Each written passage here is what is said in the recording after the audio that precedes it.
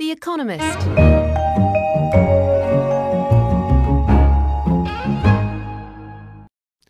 Suppose countries were like people and could shift from one neighbourhood to another. Britain, for example, humbled by its dire public finances, could move closer to southern Europe, for example to a new position near Madeira.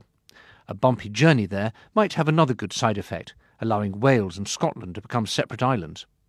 In Britain's place should come Poland, which has suffered quite enough in its location between Russia and Germany, and deserves a chance to enjoy the bracing winds of the North Atlantic and the security of seawater between it and any potential invaders.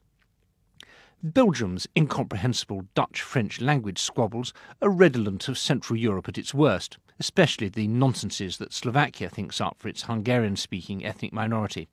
So Belgium should swap places with the Czech Republic.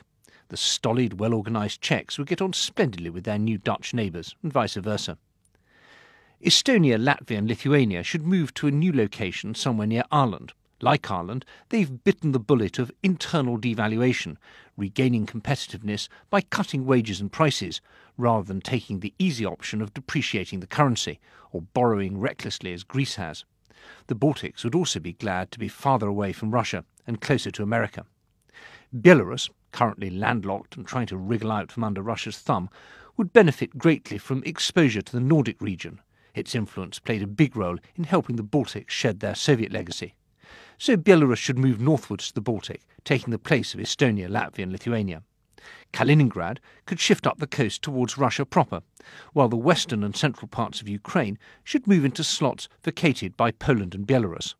Germany, with the Ukrainian border now only 100 kilometres from Berlin, would start having to take that country's European integration seriously. Some reordering of the Balkans is long overdue too. Macedonia, Albania and Kosovo should all rotate places, with Macedonia taking Kosovo's place next to Serbia, Kosovo moving to Albania's slot on the coast, and Albania shifting inland. Paranoid Greek fantasies about territorial claims from the deluded Slav irredentist in the nameless northern neighbour would be even more unsustainable. It would also make sense to move Switzerland north, where it would fit neatly into the Nordic countries. Its neutrality would go down well with the Finns and Swedes. Norway would be glad to have another non-EU country next door. Austria could shift westwards into Switzerland's place, making room for Slovenia and Croatia to move northwest too. They could join northern Italy in a new regional alliance. Ideally, it would be run by a doge from Venice. The rest of Italy, from Rome downwards, would separate and join with Sicily to form a new country. Officially, it might be called the Kingdom of the Two Sicilies. Some unkind people, quite unfairly, might give it another nickname, such as Bordello.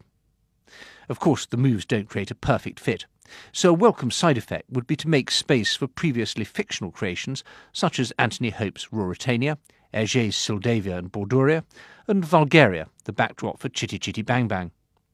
European geography can be as frustrating as the continent's history. All the more reason, therefore, to daydream when you can.